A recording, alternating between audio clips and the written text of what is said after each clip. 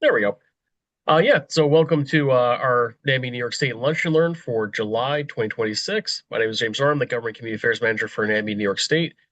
We do these policy lunch and learns to help people learn about complex areas of policy. Sometimes it's about mental health courts, sometimes it's about filing for disability insurance, sometimes it's about various topics like rural mental health needs.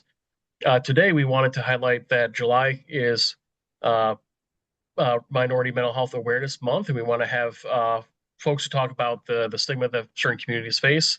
With that, I'll turn it over to our speakers speaker today, Aylin, who can talk about what her program has been doing to address mental health in their community. All right, thank you. Good afternoon, everybody. Hopefully you are in a place that's dry or staying dry. So the topic that I will be focusing on is the mental health challenges facing the Asian American and Pacific Islander, in short, AAPI community, particularly the youth, because that is the population that I work with the most often.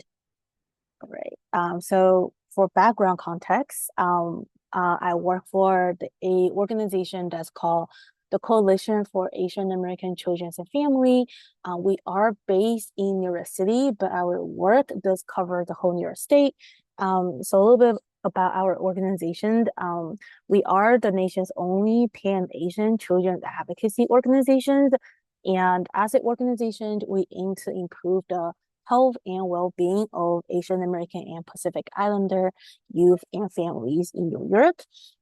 We started off as a very strong or just like only policy and advocacy organization, but we eventually have youth leadership programs because we believe that particularly for the education policies, we have to center around youth voice and youth impacts. So under the organization, we have a program that's called the Asian American Student Advocacy Project. And in that project, it is many youth across the city will come together to participate in policy advocacy campaign that are aimed to build a more equitable and better school environment for all New York City young people. One of the campaign that the youth focus on is the mental health campaign.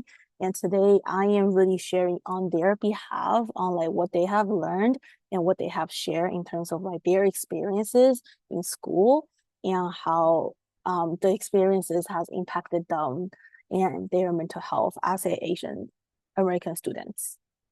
All right, a little bit about myself. My name is Ada. I use she, her pronouns. I am a senior manager at the organizations and I oversee our youth and family leadership programs. All of our programs have that built-in policy and advocacy components, but we start from like learning about ourselves and learning about our identity and histories to better understand our collective experience. All right, so to start with kind of like a icebreaker, hopefully, if you could put in the chat, you can type out any AAPI or Asian American ethnic group that you can think of. That would be helpful. So I will give you guys like a minute or two. Just type out any that comes to mind. You don't have to do any research on this.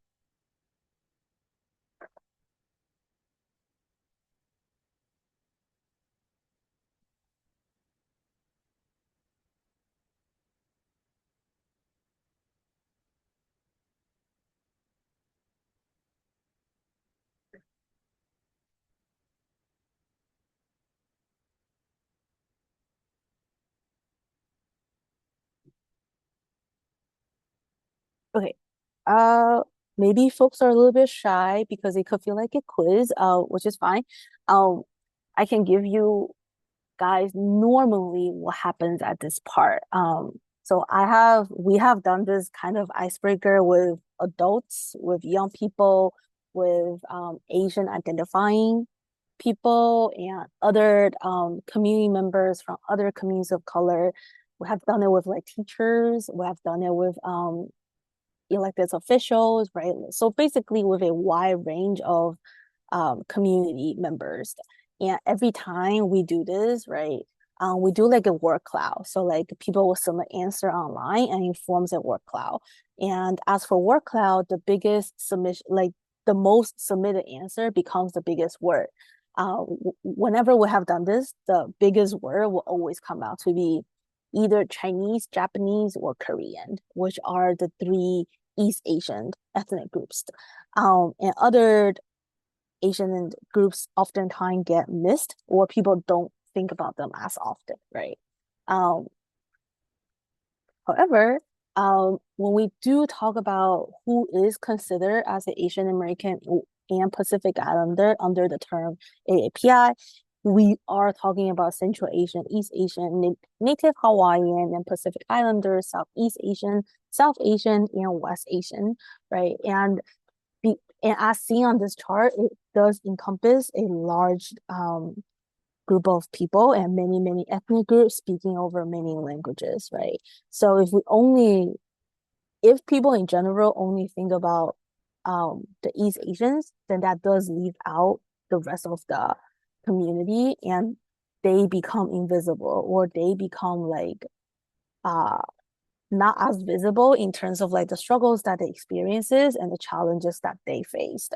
And oftentimes when we do have youth from non-East Asian ethnic group, oftentimes what they will share is that they don't feel like other people see them as Asians or they don't even know if they belong in Asian. So oftentimes that contributes to a lot of identity, uh, not crisis, but challenges and struggles when it comes to identifying with their racial identity.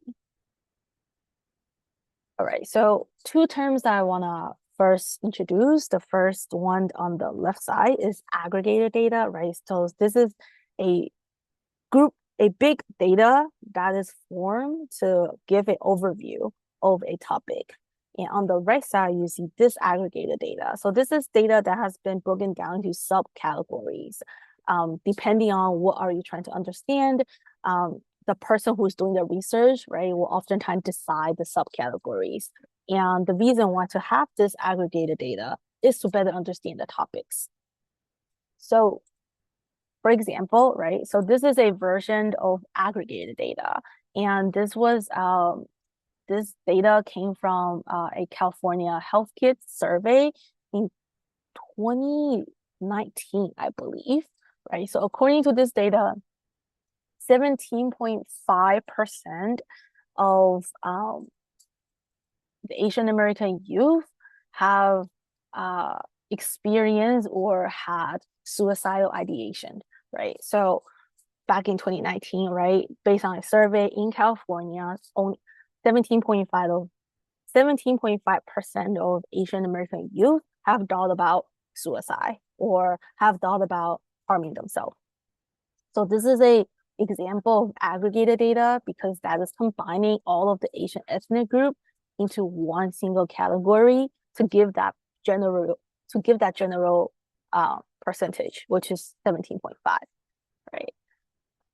However, this is the disaggregated data that in this case has been disaggregated by different ethnic group that the researcher decide to have, right? So some of the subcategories here are Indians, Cambodian, Chinese, Filipino, Hmong, Japanese, Korean, Laotian, Vietnamese, Native Hawaiian, Pacific Islander. And once we disaggregated the data, we could see that some communities, for some of the community, the youth experience much higher rates of suicidal ideation in comparison to that 17.5%, right? So if we only have the 17.5%, and Asian community is very diverse, speaking over so many different languages, have different culture and backgrounds. Just having that 17.5% is not enough for any service providers or the government to really understand why is it that they are experiencing what they are experiencing and to be able to allocate resources to support these communities, right? And once we have the disaggregated data, we are able to understand, or at least we're able to see which communities struggles a little bit more in terms of like their youth and the mental health that their youth are struggling with. and to better allocate resources and do more research on the particular community, right? To understand why this community experience a higher rate of suicidal ideation for AAPI youth.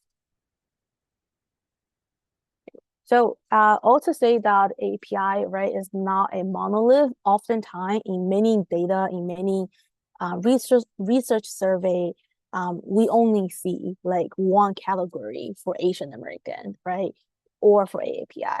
However, because we are very diverse and we make of like over 50 different languages. So in that sense, just seeing that one big data on the overall picture for the Asian community makes it really hard to actually serve the community. It makes it really hard to understand what the community is actually going through.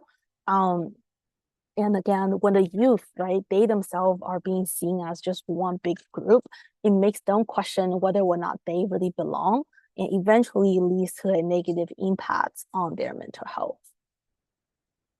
All right. So we're now going into mental health. I want to share how our organization as well as our youth define mental health, right? So first, just want to share that we believe mental health is more than the absences of mental health conditions. So conditions such as depression, anxiety, ADHD, autism, so on, right? That mental health is more than just that. And mental health is also about the presence of our well-being and our ability to thrive. Right. So a little bit data on mental health in the Asian American community. These data are a little bit old now, but they are still relevant. So according to the CDC data from 2018 to 2022, suicide was the leading cause of death for Asian American young adults. So young adults ranging from age 15 to 24. In 2024, the U.S. Department of Health and Human Services, their Office of Minority Health did a survey as well and found that Asian American adults are 27% less likely than the average U.S. adults to report mental health illness, and that Asian American adults are 45% less likely to have received treatment, their mental health treatment in the last years. And in 2023, Asian American male high school students were 10% more likely than the US male on average, more likely that they have attempted suicide in the last year. So all to say, again, these data are very general, right? Again, they're like the aggregated data.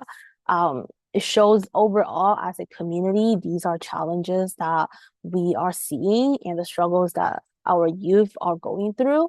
But then again, it doesn't break down into the sub-ethnic groups, right? So like, for example, in this 27% were less likely, it just says Asian American, but it's hard for any service provider, right? Or nonprofits or even like schools or government to actually fully understand who make up of that 27% or who is the Asian American that we are talking about here. In New York State, Asian Americans are spread out through New York State. Some regions has a higher percentage of Southeast Asians, and some regions has a higher percentage of East Asians, right? So having a disaggregated data is very helpful to better understand who are we talking about, right? And oftentimes, one of the reasons why Asian Americans does not seek out treatment or does not talk about it is because they don't have the language to, right? And they will require a counselor or a therapist that actually speak their language. However, there's not like an Asian language out there, right? They speak over like 50 languages. So to really understand what languages that the community speak, we need to have better data. We need to have the disaggregated data. All right, so a little bit overview on what our youth have shared with us in terms of like what makes it hard for them, or the challenges and barriers that they have experienced in terms of mental health. And the first one is something called the mono-minority myth. This myth might have been something that you have heard about, or sometime even for our youth, it could be their first time they are hearing about this. So the mono-minority myth, it is a myth that basically categorize all Asian Americans as a singular group. And it says that this group, right, these Asian Americans they're all very polite, they're law abiding, right, and achieve a high level of success in comparison to the rest of the population. And some of the stereotypes that come out as an impact of the mono-minority myth, that again, people end up seeing all Asians as one singular group, believing that everybody's the same. Everybody's hardworking, everybody's high achieving, everyone is wealthy, everyone is law obedient, quiet, diligent, and lastly, seeing the community as an outsider, right? Seeing the community as a perpetual foreigner, that you can never really be American enough, that you're always like an outsider. And all of these are something that our youth, they live through every day, and has an impact or deeply impacting their mental health, right?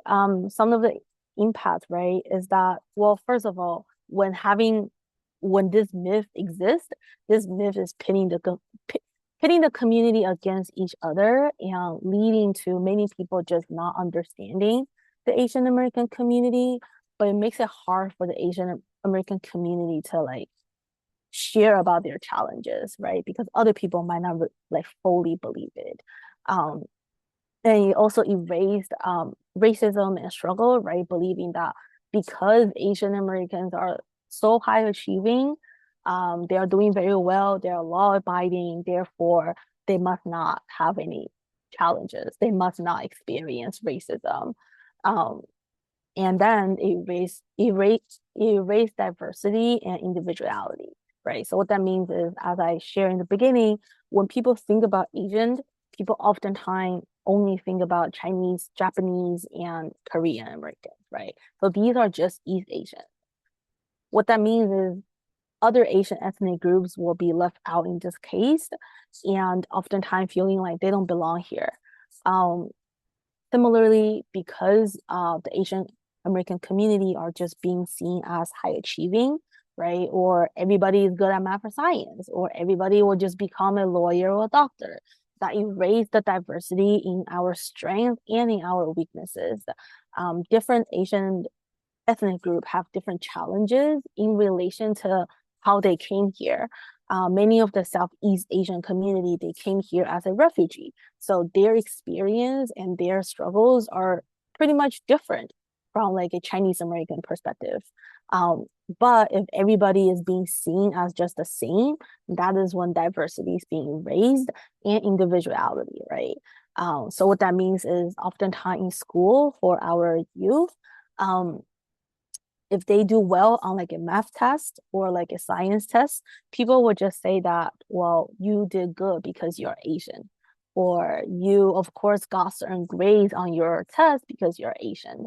And that just erased their hard work and actually like their effort that they put in to study for the test or to do well on the test. And lastly, right, all of the above, these sets unrealistic expectations that is just put on our youth. And oftentimes, family members can also have these expectations for our youth that they must do well in school. They probably do not suffer anything, right? Everything is working out well. If they work hard, they will have a bright future, and makes it hard for our youth to talk about mental health.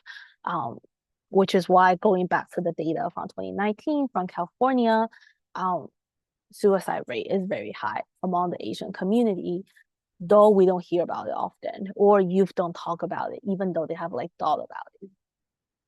All right, so this research was done in 2024, so fairly recent. It was a survey that asked for different factors that contributed to young people feeling depressed or feeling sad in the last like 12 months. So basically in the year 2024.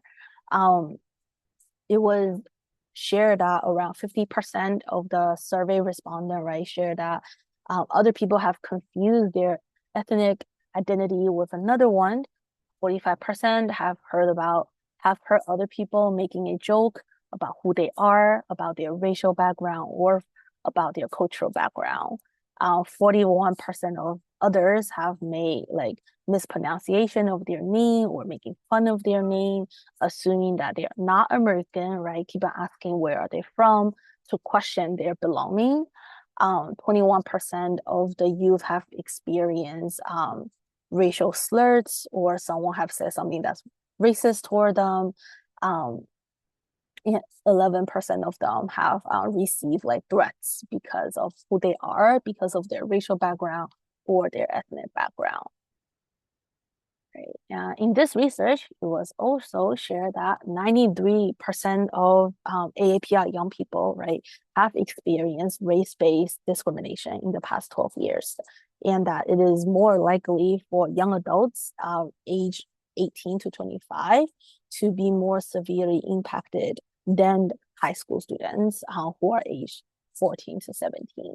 So the factors that impacts Asian American young people, their mental health, could be a little bit slightly than other racial categories. Of course, other environmental factors such as poverty, housing, trauma, they also exist and they also impact AAPI youth, right?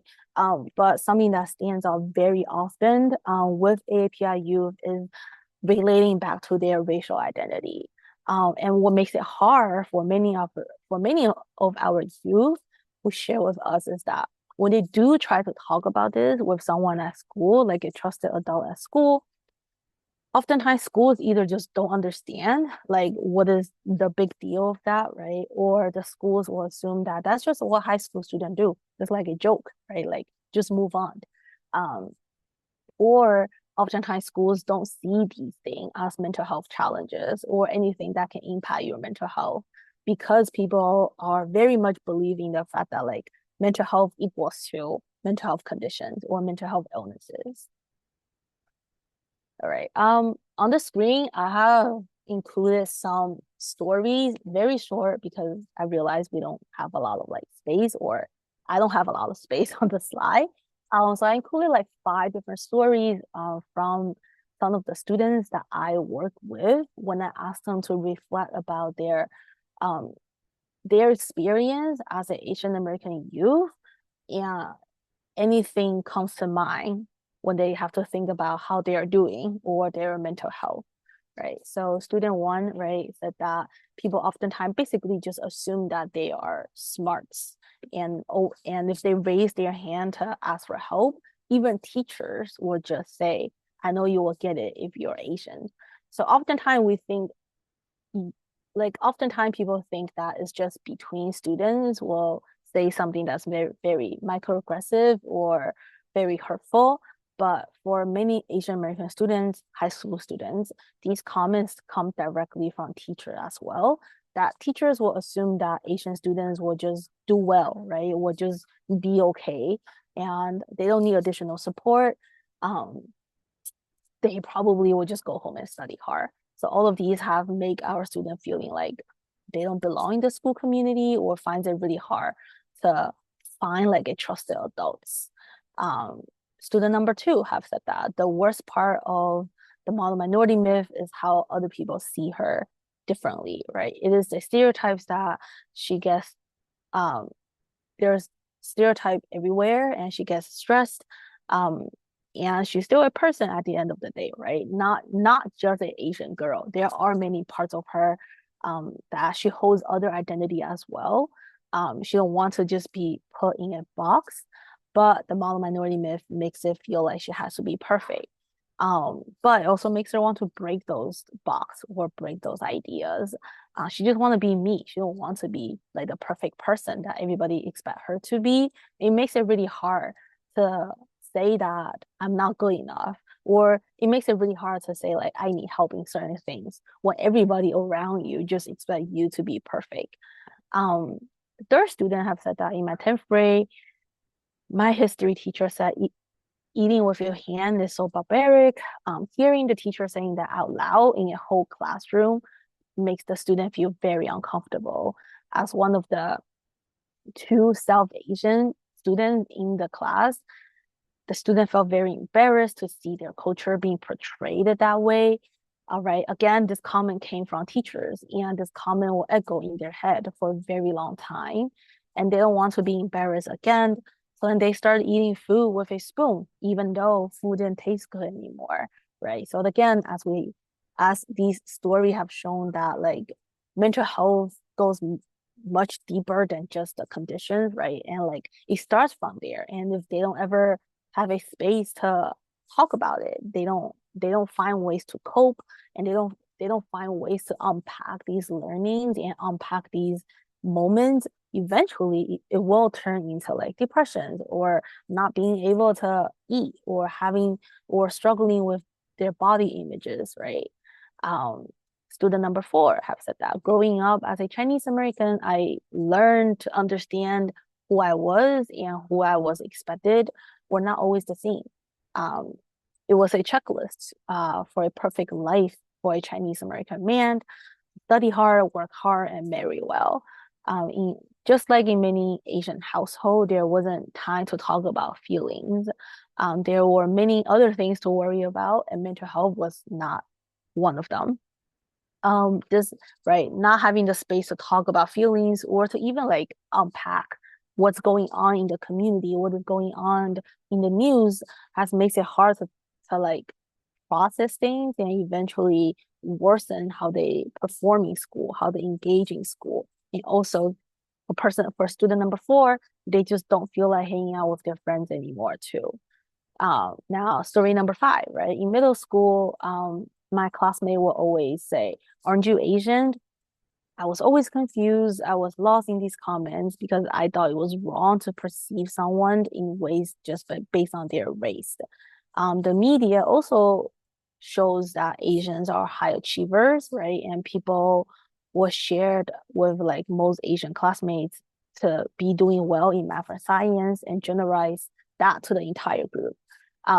But student number 5 said that they are just an average student in math and science. It feels like they are being punished because they didn't fulfill into the societal expectations, right? And one time when they didn't do so well on like a test, their classmate have asked, "Did you just turn into a Bayesian?" Right? Like assuming the A in Asian stands for getting like an A or A plus on their test all the time. So like these 5 stories, they demonstrate like the different incidents or like the different situations that our youth experience on a daily basis. Um, However, it's hard for them to share with this with anybody, right? Like when they share with their teachers, sometimes it would be really hard to even find a teacher who they think will understand them because some comments come from the teachers. And when the comments come from the students, the teachers are oftentimes in the room as well, or the teachers heard it too, right? But the teacher didn't do anything, or didn't say anything, like, why is that not okay? Or, hey, you shouldn't say that. Because of that, it makes it really hard for Asian American youth to actually find a trusted adults in the school who they can trust to understand their experience as an Asian American, but also to affirm them, right? And having a space to really just talk. Um, and then, of course, they can't really talk about this at home because just like many other communities of color, right, mental health is like a taboo almost at home. So it makes it hard for our students to also talk about these with their family members. And oftentimes their family members they immigrated to this country, right? So then they didn't grow up here. It's hard for Asian American parents also to understand what is going on in school and why are these things happening. And then another thing that many of our youth will share with me is that they don't want to talk about this with their parents because they don't want to add on additional burden, or they don't want to make their parent feeling sad, or they don't want their parents to worry about their experience in school. So then they just take it in themselves, right? And then they don't talk about this with their friends because they don't know if their friends will even understand or their friends will want to listen to these things. So eventually they just keep it inside themselves until they have a space or they finally find a space for themselves to talk about these, to unpack these, and to learn about like the different myths and where the stereotypes come from, and to think about what can they do about these stereotypes. Okay. The other thing is, right, for many of us, well, I think for all of us, we hold more than one identity. Our identity goes beyond our racial identity, right? So for many of the AAPI youth, they are children of immigrants or they are immigrants themselves. They come from multicultural family and multi-generational family. And in that, even within the families, they can have like different experiences. Makes it hard to talk about experiences when everybody like never talk about it, but only understand or only have like their own perspective, right? And there's also generational trauma. Some family choose not to talk about the impact of war or their story coming to this country because it's so traumatic. Um, and causing that our youth feeling like they don't know enough about their family. And for our students who are immigrants themselves, right, they're also learning English then, right? And oftentimes that comes with additional challenges. Not just learning the language, but learning how the education system here work and having to navigate that themselves, oftentimes without like a translator or without the bilingual support that they are looking for at school. All right. The other challenge is this lack of connections or community overall that also contributed to mental health and well-being. In New York City, many schools and high school in particular are very large classroom size. And what that leads to oftentimes is that students basically just become like a they just become like a student ID kind of, right? Student goes to school, they go to classes, they sit down, they learn, and go to the next class. Every student have like a packed schedule and packed after school schedules, right? There's not enough time to really build connections and foster community with one another. So what that leads to is students are not understanding each other, the teachers are not understanding the students as well, which also makes it hard for students to ask for support and feeling like they are just someone who's going through the classes, right? Like just do well in class, just goes through these schedules and go home or go to their after school activity.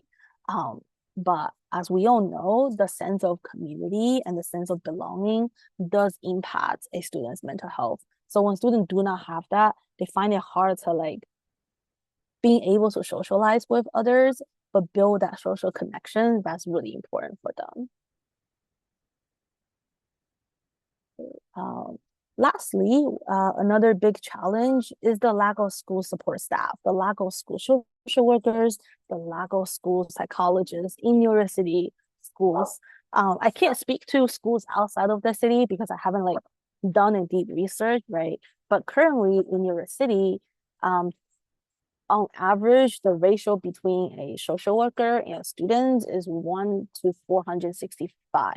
So like one social worker per 465 students. And I believe the ratio for school psychologists is even higher because there are even less school psychologists, which falls short to the recommended ratio. The recommended ratio by the state education department is 1 to 250. Even that is, it feel like a high ratio, right? Like one social worker per 200 students. When there's a lack of supporting staff in school, it give our it give this sense of like urgency to our students where because they see that one social worker or that one school psychologist is always busy, they feeling like, okay, then my story or my feelings, my concerns are not very urgent, right? Is my concern worth the time of that school social worker? Is my concern worth the time in comparison to other students, right? Maybe other student needs it more than me. So that become one of the impacts. Another impact is in many of the large schools in New York City, students are not even aware who their school social worker is, who their school psychologist is. Some students don't even know if their school have one. in some of the schools that my students attend, there are like 3,000 students with like 2 school social worker, and sometimes just one, and sometimes a one and part-time school psychologist, and just makes it hard. They might have go through all 4 years of high school and not knowing where to look for when they need support, right? So that makes it hard when there's lack of staff.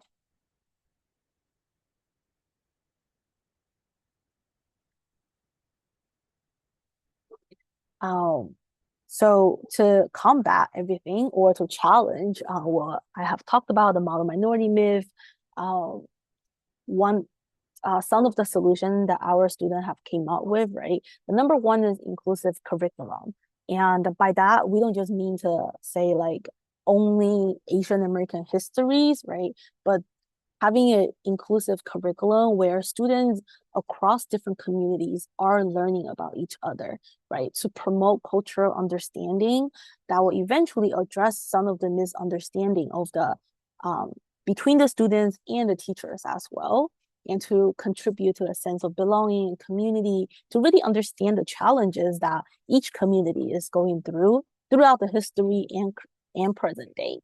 Um, and when students are able to see themselves in the curriculum, right, actually like learning about themselves and their own community, that will also improve their mental health by validating and affirming their experiences, because that will reduce the feeling of isolation.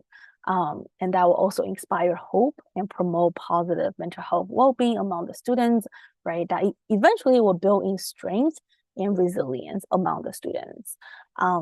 To address some of the microaggressions in schools or incidents in school, our students are calling for more restorative justice across New York City school programs. Seeing that restorative justice will be a way to challenge stereotypes that will center empathy and growth and allows the community to really heal together rather than how most schools are doing right now. So most schools doing what they are doing right now is just either ignore the situation, seeing that just as jokes, or they give like a student detention, or they just ask this one student to say sorry to another and move on, right? But that doesn't teach the students or the community about like how should we treat each other with respect, and why are certain comments harmful? Like you shouldn't say that to anybody. All right. A little bit beyond academic, our students are also calling for small classroom size for high school student in particular, and that will build deeper and stronger relationship between students and students and students and teachers, and eventually, hopefully, that will also increase access to getting support from teachers, right? Under the condition that teachers are also understanding the experiences of Asian American students. All right. Some of the other like policy wise as an organization, what we are also advocating for, we are also advocating for data disaggregation for multiple identities, not just for racial identity, for racial identity as well as sexual orientations and the languages that people speak. And this goes beyond the Asian American community, right? I believe on the newer bill on the city level, it also includes some of the Hispanic community as well, right? Because when we have that overall data, sometimes it's helpful, but to really understand what a community is going through and what kinds of services to provide, which language needs you need more in that community, you need to have the disaggregated data to have a better understanding of the community and allocate resources. And then, of course, on the inclusive curriculum, right? And again, this is to not just for AAPI history, but many ethnic studies in school to understand each other and to build belonging, understanding, and empathy. Smaller classroom size for high school at least, to build connections and to foster support, to make sure that students are able to connect with their teachers and that teachers are getting to know the students. I have heard from many of our youth that after going through a whole year in school, like with some of their teacher don't remember their name. They remember their face, but don't remember their name, right? And that makes it hard for students to really ask questions or seek for support on academic um, issues or to understand certain subjects if their teachers don't even know them or don't recognize them. All right, lastly, to have more school social workers and school psychologists, right? Because they are the one who's taking care of our students' mental health. And we also want the school social workers and school psychologists to be from a diverse background, right? To actually reflect the student population, right? And diversity goes beyond just the racial category here. It also includes gender, sexual orientations, the languages that school supporting staff are speaking, right? To be able to actually serve the student population that they're in. And of course, culturally responsive and coming from a sense of care. So that's all for my presentation today on the challenges that Asian American youth face in terms of mental health. Have my contact on the screen in case anybody would like to connect afterward, but I can open up for questions or comments if any. Great. Thank you for presenting. And yes, we'll open up the questions now. I would just like to note that we will have time after the recording ends to ask questions if you don't feel comfortable asking questions now. I'd also like to highlight, as Ada was talking, I mentioned an audit done by the New York State Comptroller's Office, highlighting the gaps in schools resources. About 95% of school districts in the state did not meet the one social worker per 250 students in the district requirement by the state of New York. But you can learn more about that in the link that I put in the chat. With that, I'll open up to any questions folks have.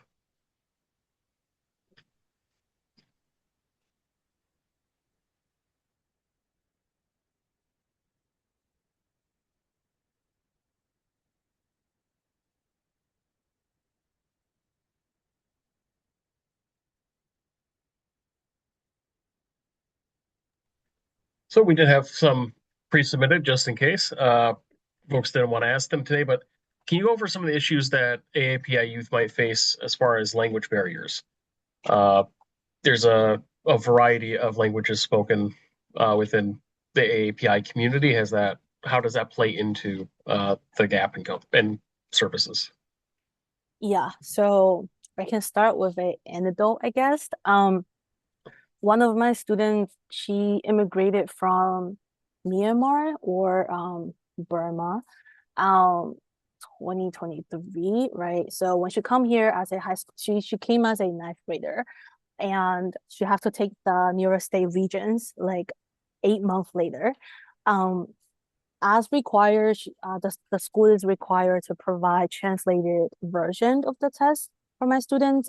But the school didn't have like her information or didn't collect that information, I guess, right? And by the look, right, on physical look, she may look like a Chinese person to the school. So when she sat down for the region exam, the teacher give her a translated version, but that was translated in Chinese, and she could not read Chinese at all. So then she told her teacher, she was like, I can't read this. I need a version that's translated in the language that I'm speaking. Unfortunately, though, that wasn't possible because the school didn't get that version and then couldn't find it. So eventually, what the school had to do is give her like a dictionary, which slowed her down for the region exam. So in terms of language barriers, right? For many English language learners, they struggle to like find translated materials. Like nowadays, the translated material is a little bit better, but not so much. So oftentimes for English language learners, not only they have to understand and learn English themselves, they also have to translate materials for families. Because even if they bring home like a translated version, the translated stuff are very much like advanced knowledge, right? So like for many of their parents, they might be able to read what's on the material, but still don't really understand how that works. Um, for example, for many Asian country, right, back at home, after school isn't really like a thing. Like parents don't always understand why is attending after school programs or why should you find internships. Like parents wouldn't really understand why is that important. Um, but that's not on the flyer to explain, right? So that oftentimes become the responsibility of the students to fully explain that, even though they are also just learning. Um, and then finding the translated materials or even finding a translator during parent teacher conference day could be very challenging for students who are still learning English or for immigrant students.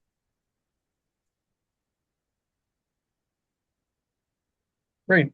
We do have one question in the chat and asking for suggestions on how NAMI affiliates can connect with AAPI communities. Yeah, I mean, I think depending on where you at in your states, because some regions definitely have more um nonprofits and organizations that are serving the AAPI community, and some are like slowly developing. Um, and I think it also depends on like what the goals are, right? Like to provide services or to run workshops or to work on um bills or like advocacy together. It just varies, depends. I am happy to connect afterwards. If you're interested in any like knowing or learning about any of the organizations. My organization is also a membership based, so we do have almost 90 members who are all nonprofit organizations across New York states serving the AAPI community. And then for the And also, questions on, yeah, how will individuals who are not part of the AAPI community advocate for more representations and mental health support services? Um, I think aid is and when I say we, I mean like everybody, right? Like when we show up to different advocacy events, for example, right? Like um, being more mindful or remember that like Asian is also part of the conversation, because I think in some spaces it's easy to forget about the Asian community or the AAPI community. And similarly, when like my student go to spaces, right? I also want them to be very conscious that they are not just talking about the AAPI community, that they are also addressing um, other communities of color. So I think the first step is actually to remember, right, that the Asian community also experiences challenges and they also have struggles. And even that is not as easy for everybody to always remember. okay. I'm going to put a few resources here in the chat if anyone's interested in learning more about the B.B. Moore Campbell National Minority Mental Health Awareness Month. You can also watch this webinar as well as our past Lunch and Learn webinars on our YouTube page. Learn more about our advocacy on our advocacy page. And we're highlighting our Meet Little Monster coloring book, thanks to the folks from our NAMI Washington affiliate who's translated it into a number of languages that AAPI communities need. But I know we're currently trying to get it translated into Tagalog for the Filipino community. This is an ever evolving task of trying to reach more folks. With that, I will stop the recording if anybody would like to ask questions after the recording has ended. Thank you all to the folks who are watching this after we have posted it.